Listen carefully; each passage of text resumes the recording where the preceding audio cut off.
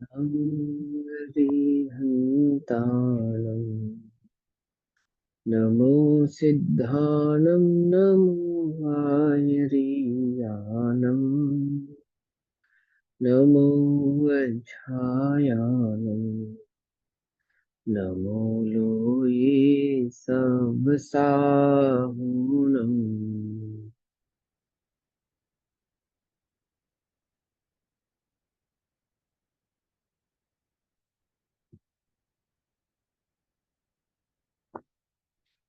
ओंकार बिंदु संयुक्तं नित्यं ध्यायन्ति योगिनः कामदं मोक्षदं चैव ओंकाराय नमो नमः। मङ्गलं भगवान् वीरो मङ्गलं गौतमो गणी मङ्गलं कुन्दकुन्दार्यो जैनधर्मोऽस्तु मङ्गलम्। सर्वमङ्गलमाङ्गल्यं सर्वकल्याणकारकं प्रधानां सर्वधर्माणां जैनं जयतु साश्वतम्।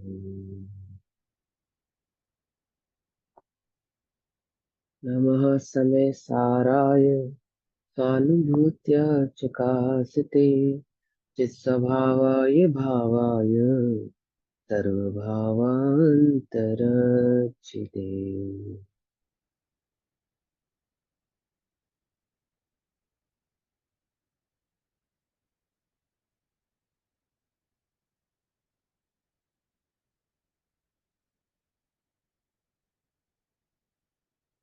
हमारी कक्षा का विषय चल रहा है श्री समय सारजी ग्रंथ।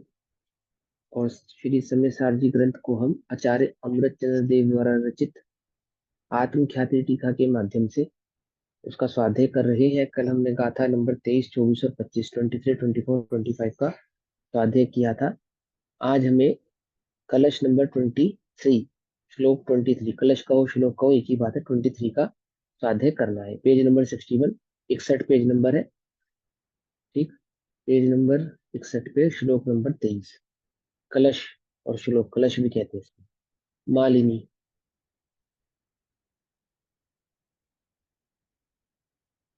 पढ़ता हूँ। अयि कथमपि मृत्वा तत्त्वकोतूहली सन् अनुभव भवमूर्धै पार्श्ववर्ती पृथगत विलसन्त स्वयं समालोक्य येन रजसिजकित्या साक्मेकत्वमोहम्। एक बार फिर से पढ़ते।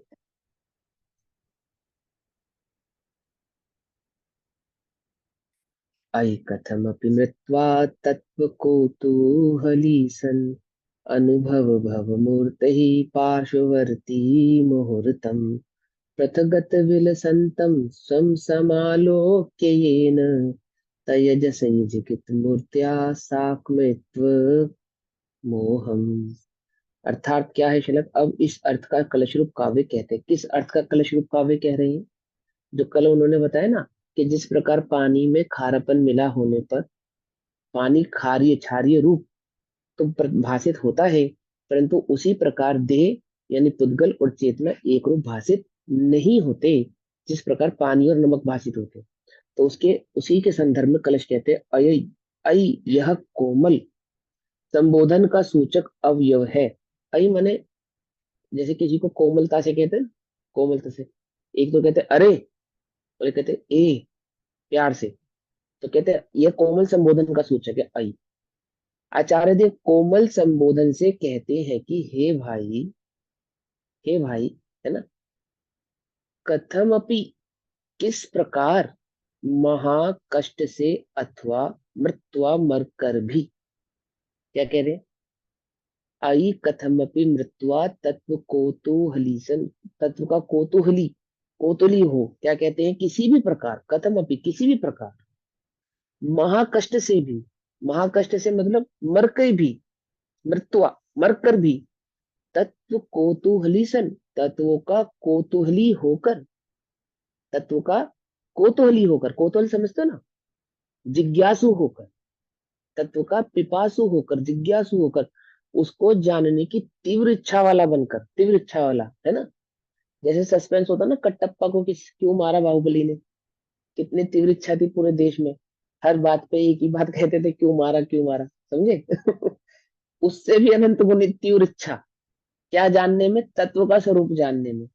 किसी प्रकार महाकष्ट से भी अथवा मरकर भी तत्व कोतूहली सन, तत्वों का कोतूहली होकर, मूर्त ही मुहूर्तम पार्श्ववर्ती भवा, आहा, इस शरीर आदि मूर्त द्रव्य का एक मुहूर्त यानी 2 घड़ी पड़ोसी होकर, क्या, पड़ोसी होकर माने अपने से भिन्न जानकर, अपने से पर जानकर, कितनी देर के लिए, कितनी देर के लिए, 2 घड़ी के लिए, 2 घड़ी, हाँ, क्या कहते हैं, मरकर भी तत्वों का कोतली होकर, मूर्त ही मुहूर्तम पार्श्ववर्ती, पास आना, भव, क्या, इस शरीर आदि मूर्त द्रव्य का एक मुहूर्त 2 घड़ी पड़ोसी होकर अनुभव, आत्मा का अनुभव कर, है ना।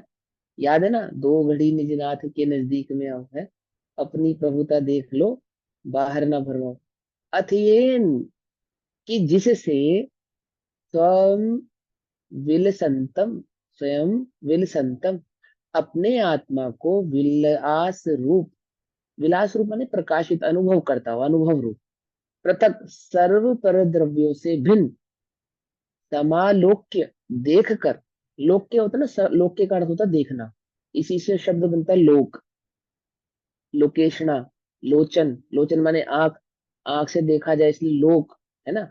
लोक्य माने देखना, और समालोक्य मतलब समस्त, समस्त, जितना भी है ना, समस्त, तो सर्व पर द्रव्यों से भिन्न देख कर, मूर्तिया साकम, इस शरीर आदि मूर्तिक पुद्गल द्रव्यों के साथ एकत्व के मोह को झगती त्यजसी, तू शीघ्र ही छोड़ देगा, क्या, यदि तूने ये 2 घड़ी के लिए इस आत्मा का अनुभव कर लिया, शरीर को भिन्न जान लिया, तो निश्चित ही तू क्या करेगा, ये पुद्गलमय शरीर है ना, इससे एकत्व का है जो तूने रखा हुआ है कि यह मैं हूं, इस मोह को छोड़ देगा।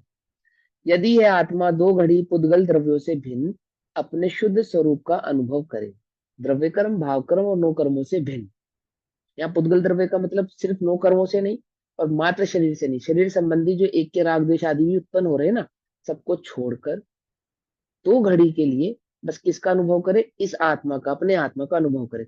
यदि यह आत्मा, यदि मैं 2 घड़ी पुद्गल द्रव्यों से भिन्न, ज्यादा देर तो नहीं लगेगी, 2 घड़ी कितनी देर का मांग रहे हैं आचार्य देव आपसे, एक अंतर मुहूर्त मांग रहे हैं, ठीक है ना।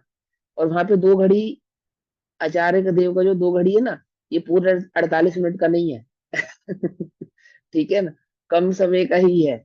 लेकिन यदि तुम किससे पूरी एकाग्रता के साथ, मर के भी, इतनी एकाग्रता होनी चाहिए, इतनी रुचि होनी चाहिए, मर के भी यदि यह आत्मा 2 घड़ी पुद्गल द्रव्यों से भिन्न अपने शुद्ध स्वरूप का अनुभव करे, उसमें लीन हो, परिचय के आने पर भी डिगे नहीं, परिचय के आने पर भी डिगे नहीं, यानी मर के भी लिखा ना, परिचय के आने पर भी डिगे नहीं, तो घातिया कर्म का नाश करके केवल ज्ञान उत्पन्न करके मोक्ष को प्राप्त हो जाए।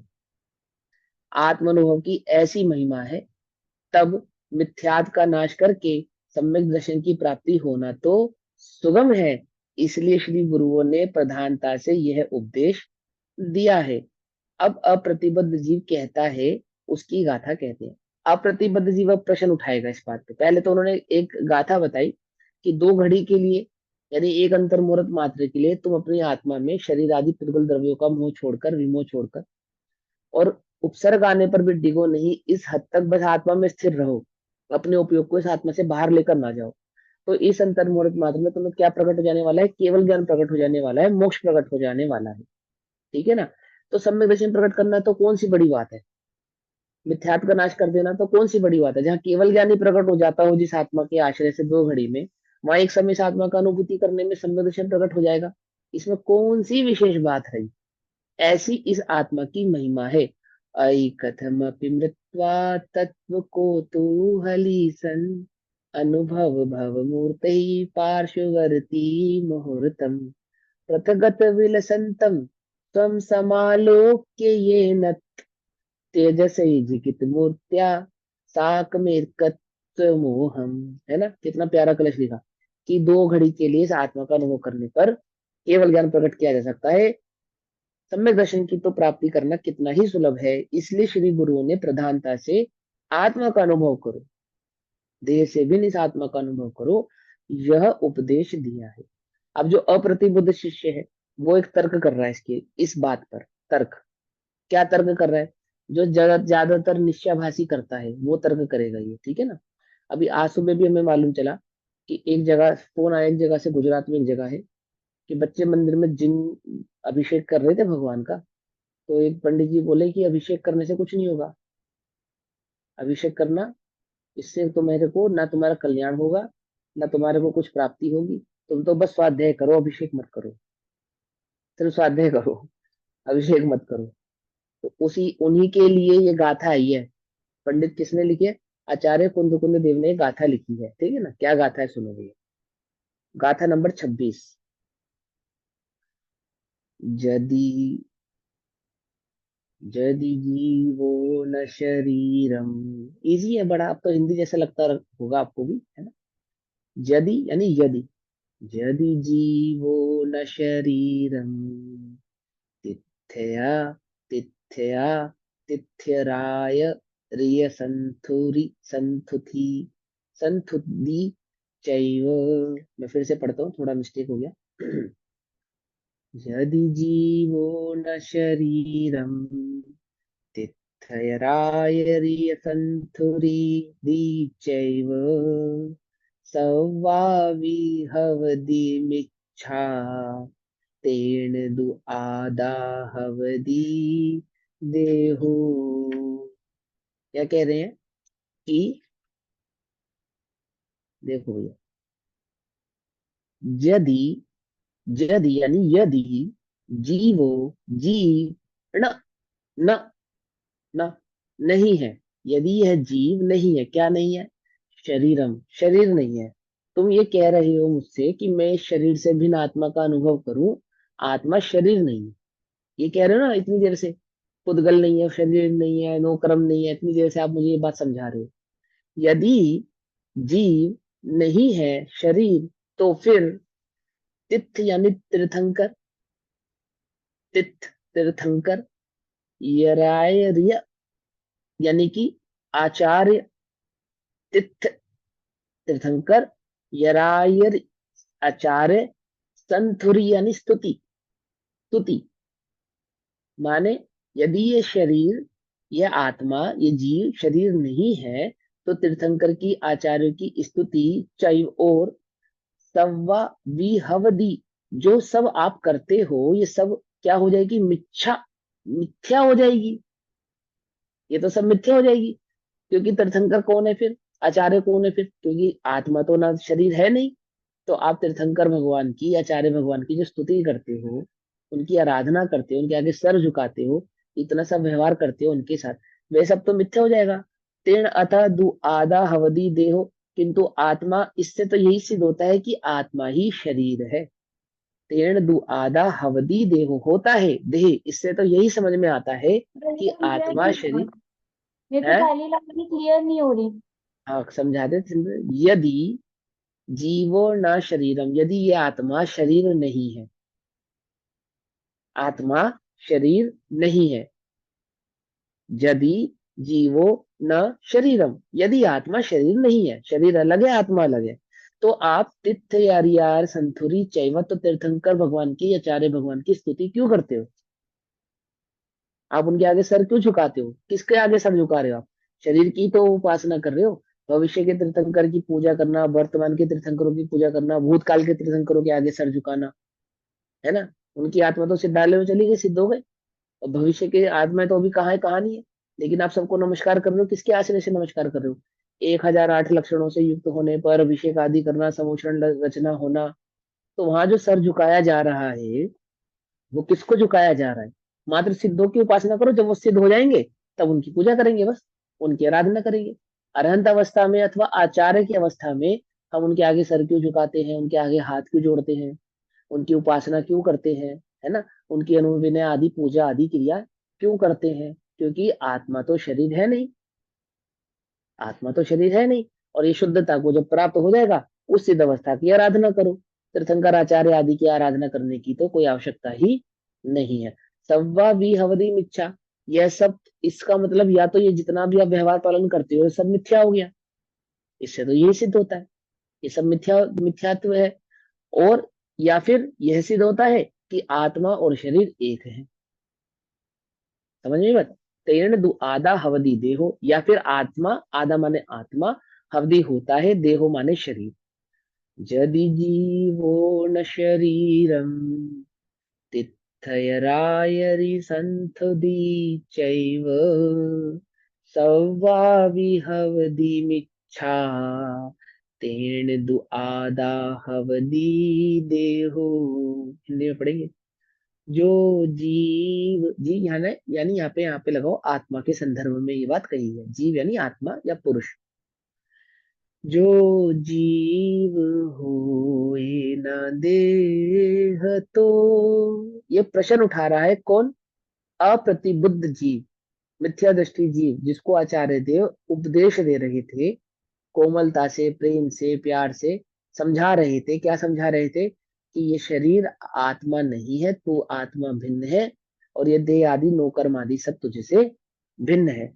उसने आचार्य से, अपने आचार्य से कहा, यदि जो जीव होय न देह तो आचार्यवा तीर्थेश की मिथ्या बने स्तवना सभी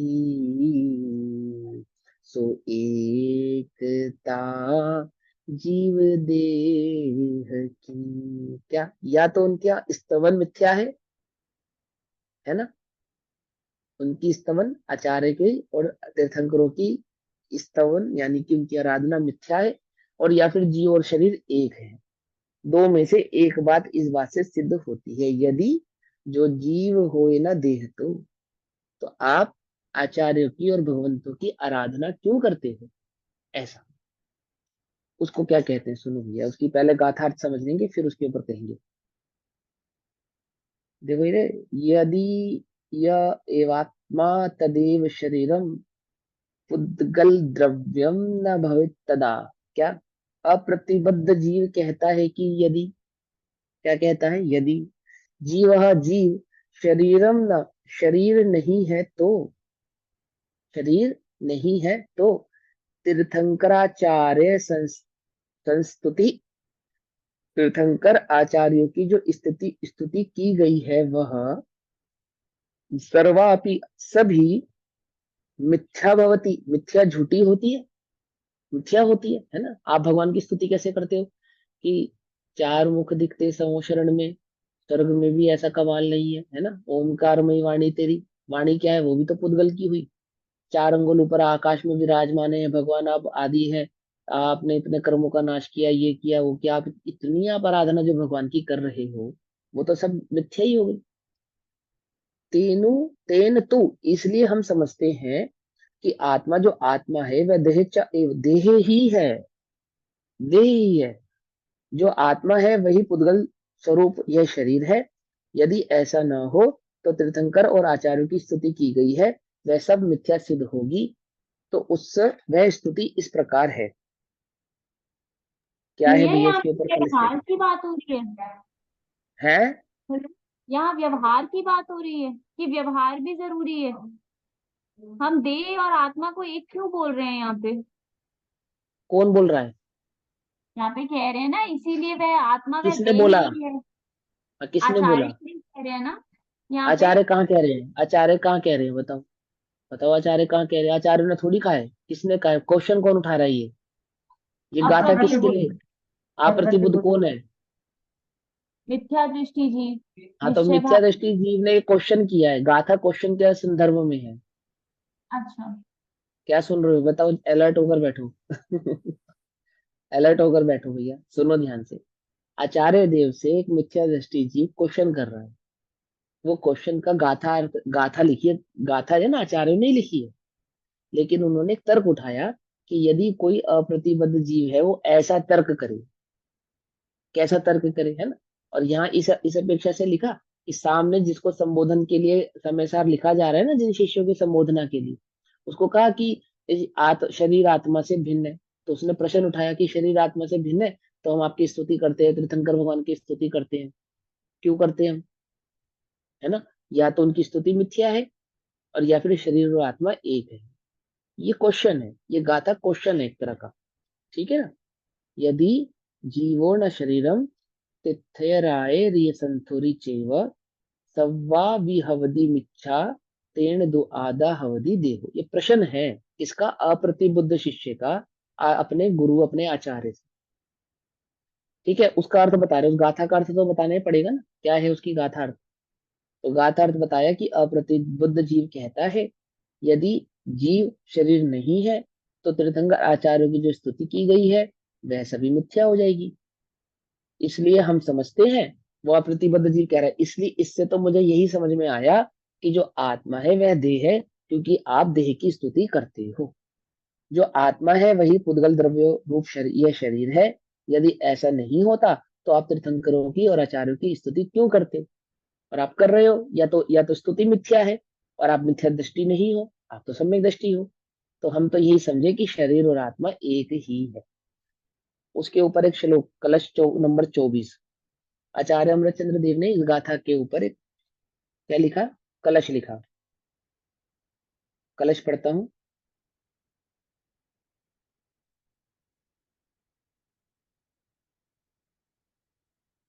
कांतयेव सन्नप्यन्ति ये दशादिशो धामना निरुद्धन्ति ये। एक मिनट। शार्दुल वक्र पीड़ित, शार्दुल वक्र पीड़ित। अच्छा।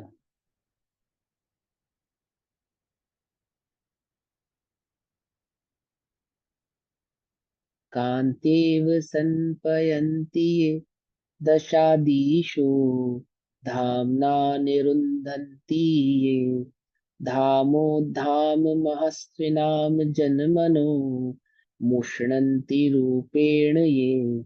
दिव्येन धनिना सुखम श्रवणयोः साक्षात् क्षर तंत्रोमृतम वन्दासते अष्टसहस्र वन्दोतास्त्रे सहस्रलक्षण धरास्तिगथेश्वर सूर्य।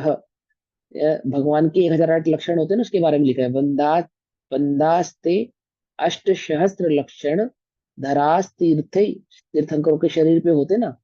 धरास तीर्थेश्वर सूर्य। क्या है, देखो क्या है कि जो जो श्लोक होते हैं ना, श्लोक कलश, इसके ऊपर एक ये लिखा नहीं था, शार्दुल विक्रीडितम। और इसके पीछे वाले श्लोक पे क्या लिखा था, मालिनी। ये ना धुन है, लय है, लय। इस लय में इसको पढ़ोगे ना तो बिल्कुल स्पष्ट पढ़ा जाएगा, बिल्कुल सही पढ़ा जाएगा। अब मुझे ना ये लय याद नहीं आ रही, शार्दुल विकृत की क्या लय है, इसलिए श्लोक पढ़ा तो सही है, लेकिन उतना अच्छा नहीं पढ़ा जितना इसको, जितना सुंदर ये पढ़ा जा सकता है। मैं याद करूंगा इसको, कल फिर दोबारा पढ़ाऊंगा आपको। जैसे एक मालिनी श्लोक लिखा ना ऊपर, इसकी पीछे वाला कलश नंबर 23, इसकी लय मैंने अभी पढ़ा था ना इसको।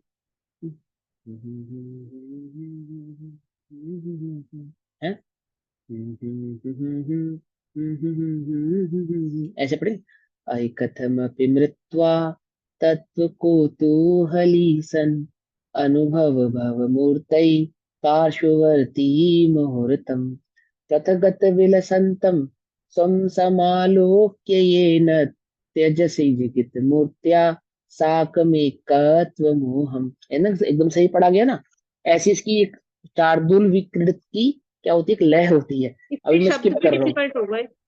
नहीं, शब्द तो इजी हो जाएंगे, अगर लय आज याद आ जाएगी तो शब्द सारे इजी हो जाएंगे। तो ठीक है ये ना। लय कहाँ से मैं मिलेगी तो, इनकी अब समझने वो के मैं लिए? भूल गया, मैं थोड़ा सा भूल गया वो तो। शार्दुल विकृत की लय ना।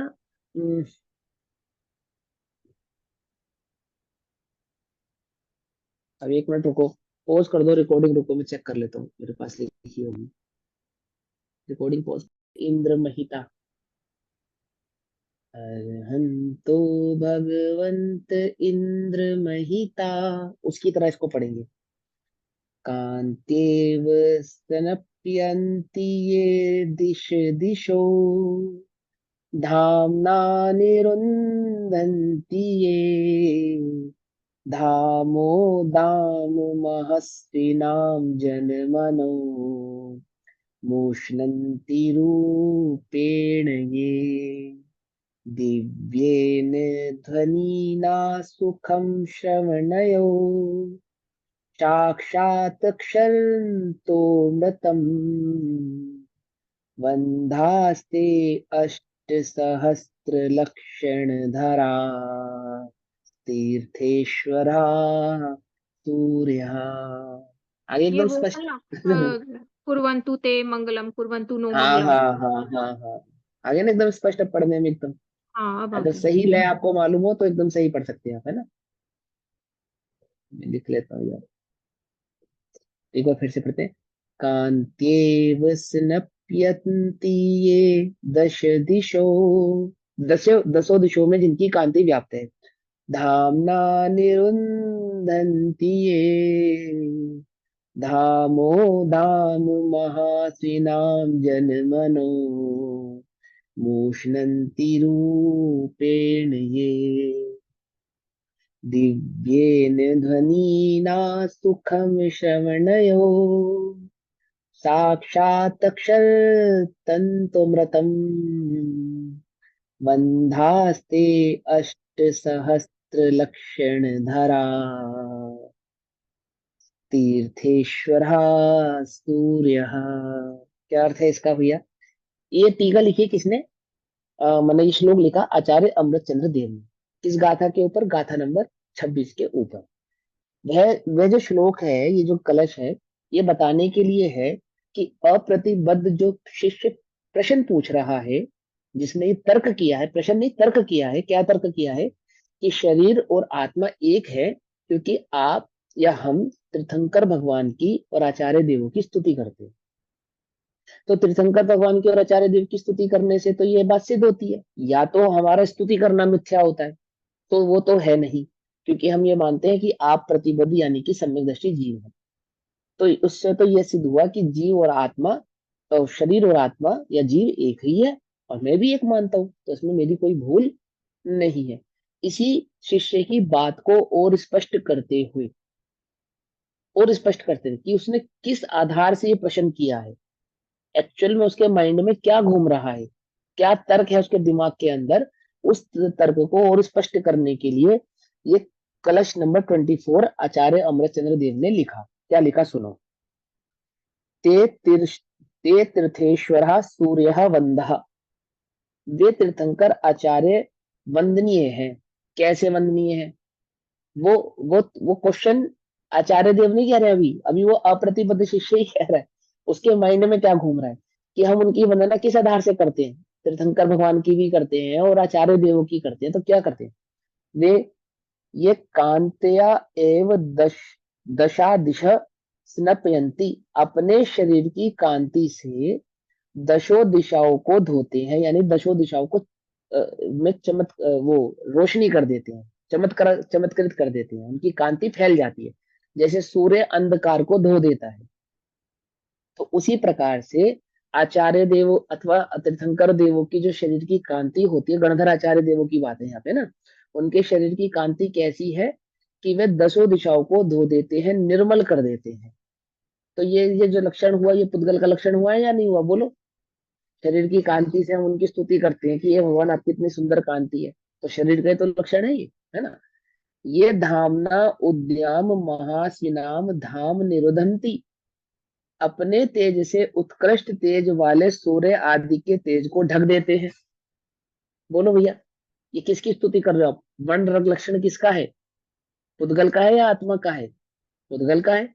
और आप भगवान की स्तुति में ऐसा भी कहते हैं कि आपके शरीर की कांति, आपके शरीर का तेज इतना है कि सूर्य के तेज को भी, एक सूर्य के नहीं, हजारों लाखों सूर्य के तेज को भी ढक देवे। ऐसा आप स्तुति करते हो भगवान की। ये रूपेण जन्मना मुषणान्ति, क्या अपने रूप से लोगों के मन को हर लेते हैं। रूप क्या है? देह की कांति, देह का ही तो है? दिव्येन ध्वनिना श्रवणयो साक्षात सुखम अमृतम शरंतः। आहा, अमृत झरता है क्या? दिव्य ध्वनि से भव्यों के कानों में साक्षात सुखामृत बरसाते हैं। क्या है बोलो भैया वो दिव्य ध्वनि? मैं क्या बोलने वाला जीव है? क्या भाषा वर्गना जीव की है? ये भी तो पुद्गल की है ना? और वे अष्ट सहस्त्र लक्षण धरा, 1008 लक्षणों के धारक हैं। वे 1008 लक्षण किस पे होते हैं बोलो भैया? शरीर पे ही तो होते हैं। कौन सा वे आत्मा पे होते हैं? तो तर्क कर रहा है ना वो, कि आप इन सब बातों से भगवान की आराधना करते हो नहीं करते हो? बोले हाँ करते हैं। तो फिर इससे तो ये सिद्ध हुआ कि जीव और आत्मा एक ही है। समझे नहीं समझे? इत्यादि रूप से तीर्थंकर आचार्यों की जो स्तुति है वे सभी मिथ्या सिद्ध हो जाएगी। या तो आपकी स्तुति करना मिथ्या है, और इसलिए हमारा तो यही एकांत निश्चय है कि जो आत्मा है वही शरीर है, उद्गल द्रव्य है। इस प्रकार अप्रतिबुद्ध ने कहा। ठीक है दीदी, किसने कहा? आचार्य ने नहीं कहा। अप्रतिबुद्ध ने कहा। अब उस अप्रतिबुद्ध के उत्तर में आचार्य कहेंगे। कर गया? अब वो उत्तर करेंगे आचार्य देव, उसको उत्तर में बोलेंगे। क्या बोलेंगे सुनो भैया।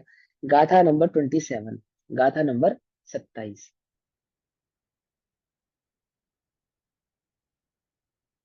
गाथा नंबर 27।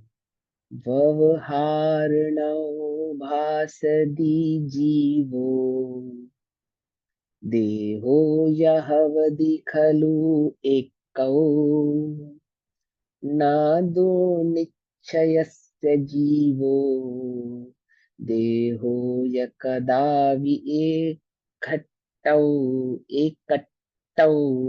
क्या क्या कहते हैं देखो। व्यवहारणो भसदी जीवो, का व्यवहार नय से, व्यवहारणो व्यवहार नय से, भासदी भासदी कहते हैं। भाषण है ना, भाषण भासदी। कहते हैं कि जीवो, जीवो जीवो से कहते हैं। क्या कहते हैं? देहो या हवदि खलु एक, क्या? शरीर। देखो माने शरीर, और जीवो यानी आत्मा। तो आत्मा और शरीर ये दोनों होते हैं, खलु एक को एक होते हैं। अवधि माने होते हैं, खलु माने एक, एक होते हैं माने दोनों एक होते हैं। खलु एक को है, एक है एक। क्या? भैया खलु शरीर का और आत्मा। मतलब होता है क्या? हाँ, निश्चय भी होता है, निश्चय भी होता है, और है भी होता है ना, है। खलु अच्छा। का अर्थ है भी होता है, निश्चय भी होता है, ही भी होता है। अलग अलग जगह पे अलग अलग अर्थ जाते हैं। ठीक। तो वो क्या कहते हैं? व्यवहार से हम कहते हैं, है ना, शरीर और आत्मा एक है। डोंट वरी, उसमें कोई बात नहीं है। कैसे कहा हमने? व्यवहार से कहा। व्यवहार से कहते हैं कि जीव और शरीर एक है। व्यवहार नौ भासदी जीवो, देहो यहवदि खलु एको, न दुनिच्छयस्य जीवो, ना ना थी, ना दो माने किंतु, निश्चय नहीं से, निश्चयस्य निश्चय नहीं से, जीवो यानी जीव, देहो यानी देह, शरीर, यह और कदा कभी भी कदा भी कभी भी, यह माने ये, एक कट्ठव एक रूप नहीं हो सकते। निश्चय से शरीर और आत्मा कभी एक नहीं हो सकते। हाँ, व्यवहार से हम शरीर और आत्मा को एक कहते हैं। अभी तो ये निश्चय व्यवहार का स्वरूप ढंग से समझ में नहीं आया ना, इसलिए ऐसी बातें करता है कि हम फिर भगवान की स्तुति क्यों करते हैं, आदि आदि ऐसे क्यों करते हैं। अभी निश्चय व्यवहार के स्वरूप को नहीं समझा तू ढंग से। क्यों? कि व्यवहारणो भासदी जीवो, देहो यहवदि खलु एको, न दुर्निश्चयस्य जीवो, देहो य कदापि एकट्ठौ, जीव देह दोनों एक है, यह वचन है व्यवहार का। कर्णानुग का क्या होगा बोलो भैया? चरणानुग का क्या होगा? यदि हम ऐसा नहीं मानेंगे शरीर और आत्मा एक है, व्यवहार से ऐसा नहीं कहेंगे, इस बात को जानेंगे नहीं, उनकी एकता को जानेंगे नहीं, तो कर्णानुयोग का, चरणानुयोग का, प्रथमानुयोग का क्या होगा? संसार के जो में जिसमें जिसको हम पर्याय का विवेक कहते हैं, ऐसे व्यवहार का क्या होगा? और फिर इस जीव का यहाँ संसार में रहना ये भी मिथ्या हो जाएगा, खाली उनकी स्तुति थोड़ी मिथ्या हो जाएगी। समझे नहीं? कर्मों से आत्मा का बंधना भी मिथ्या हो जाएगा। फिर तो एकांत मत वाले जो सांख्य मती है उनकी बात ही सिद्ध हो जाएगी, वेदांतियों की बात ही सिद्ध हो जाएगी कि सब ब्रह्म स्वरूप है, सब कल्पना है, एक आत्मा है और कुछ नहीं है। जीव देह दोनों एक है, यह कथन है, यह वचन है व्यवहार का, निश्चय विषय तो जीव देह कदापि एक पदार्थ ना। दोनों पदार्थ कैसे हैं?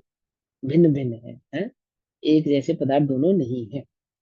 आचार्य देव कहते हैं कि ऐसा नहीं है तो नए विभाग को नहीं जानता।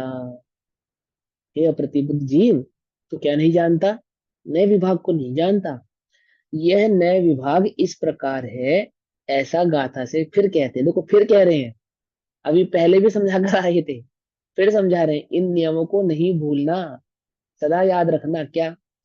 व्यवहार नय तो भाषते, यह कहता है कि जीव देह च जीव और शरीर एक खलु, एक ही, खलु माने ही है ना, ही निश्चय बोलो, ही बोलो, है ना, खलु ही भवती है, होते हैं, एक होते हैं। व्यवहार में ऐसा कहा जाता है, व्यवहार भी अपनी बात को ही के साथ ही कहता है।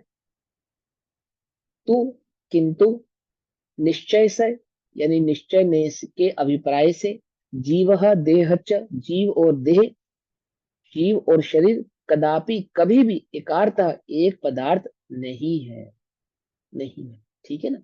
जैसे इस लोक में सोने और चांदी को गलाकर एक कर देने से एक पिंड का व्यवहार होता है, होता नहीं होता? एक पिंड का व्यवहार होता है, दोनों को गला के एक बना दिया जाता है, एक पिंड का व्यवहार होता है। जिसमें जिसकी अधिकता होती है उसके आधार से, या जिसकी कीमत ज्यादा होती है उसके आधार से उसको संबोधन उसी रूप का देते हैं।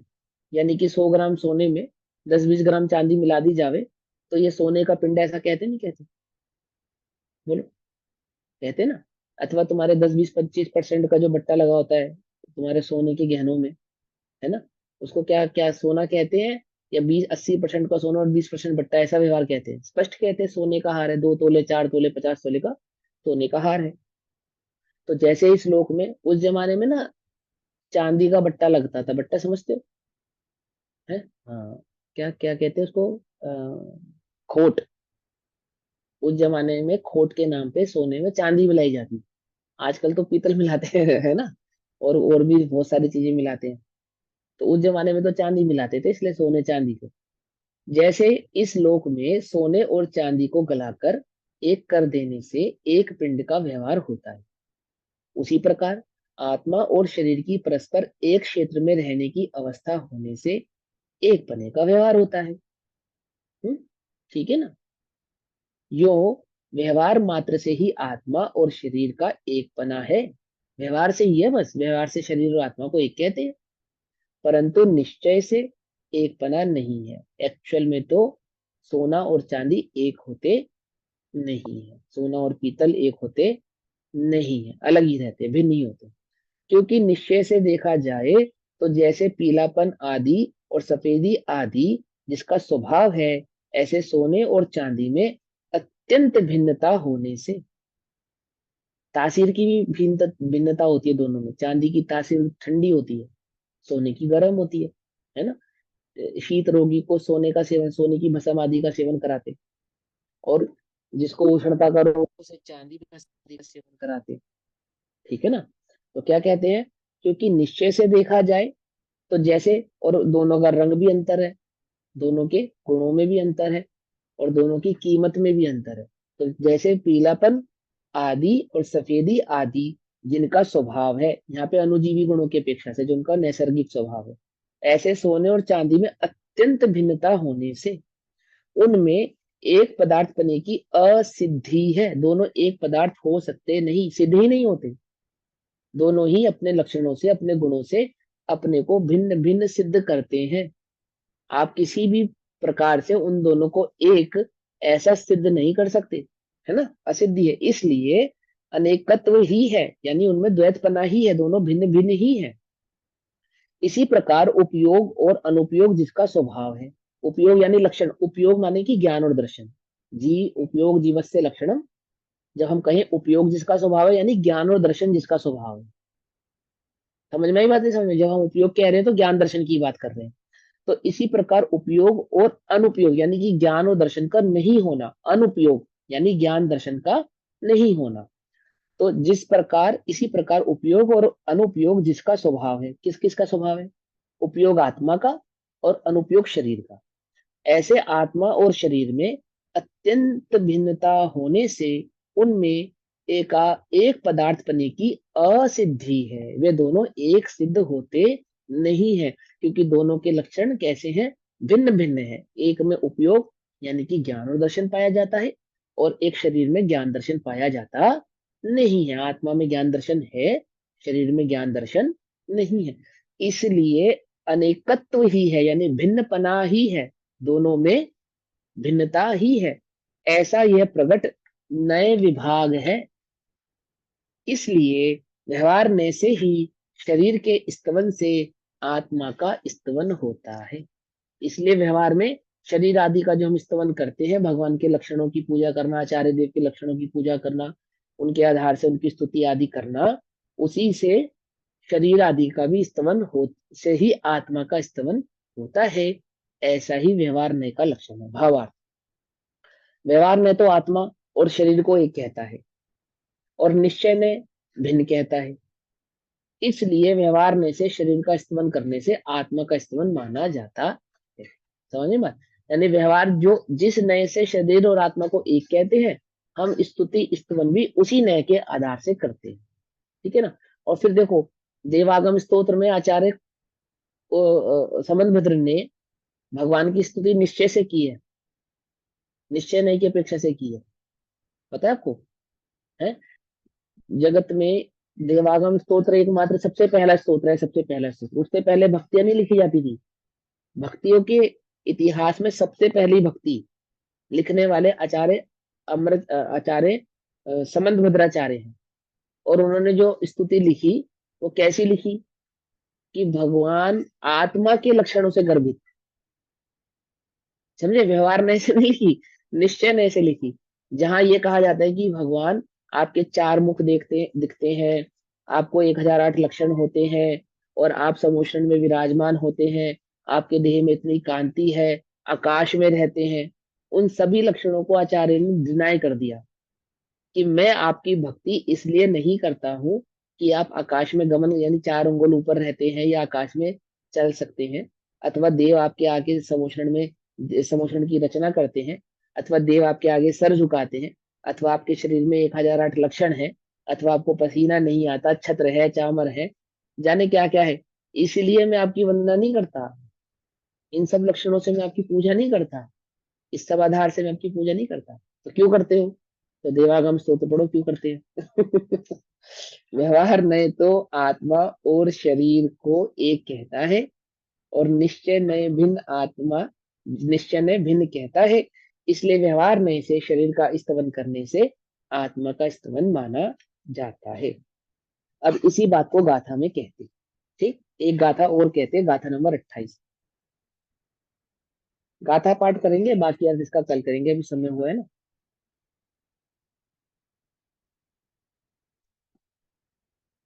इनमन्नं जीवादुदेहं पोग्गलमयं नित्तु मुनि मन्नदिहु संथु दो वंदिदो मैं केवली भयवम। फिर पढ़ता हूँ। इनमन्नं जीवादुदेहं पोग्गलमयं पुनित्तु मुनि मन्नदीहु संतु दो वंदिदो, मैं केवली भयवम, जीव जीव से जुदा उदगल मई, इस देह की स्तवना करी। किस देह की? किस देह की?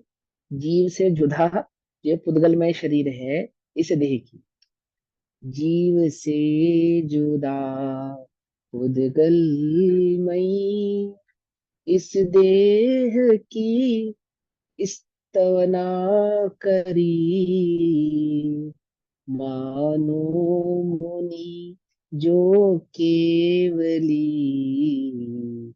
वंदन हुआ स्तवना हुई। आहा मानो मुनिराज का जो वंदन किया है ना, मानो मुनि जो वन केवली, केवली वंदन हुआ स्तवना हुई। जीव से भिन्न इस पुद्गलमय देह की स्तुति करके साधु ऐसा मानते हैं। क्या मानते हैं? कि मैंने केवली भगवान की स्तुति की है और वंदना की है। सही बात में आचार्य अमृतचंद्र देव, आचार्य कुंद देव मुनि हैं, मुनि की अपेक्षा से ही बात को कह रहे हैं। उनके यहाँ जो उनके सामने जो शिष्य बैठे हैं ना, वे शिष्य भी मुनि हैं। क्या? उन्हीं के संबोधन में ये बात कह रहे हैं, गृहस्थियों के संबोधन में नहीं कह रहे हो, ठीक है ना? तो व्यवहार के उसकी दृष्टि रख के भी और बात को कहते हैं, क्या कह रहे हैं? जीव से जुदा पुद्गल में इस देह की जो हमने स्थापना करी है ना, तो हम मुनि ऐसा मानते हैं कि मानो हमने साक्षात केवली की ही वंदना की है, इस शरीर की वंदना नहीं की है। ठीक है ना? इस भाव को आगे हम कल पढ़ेंगे। तब तक के लिए सभी को जय जिनेन्द्र। ओम नमः सिद्धेश्वर। निज निधि निज में बताई, यह अनंत उपकार है, उसके लिए जिन वाणियों को वंदना शतबार।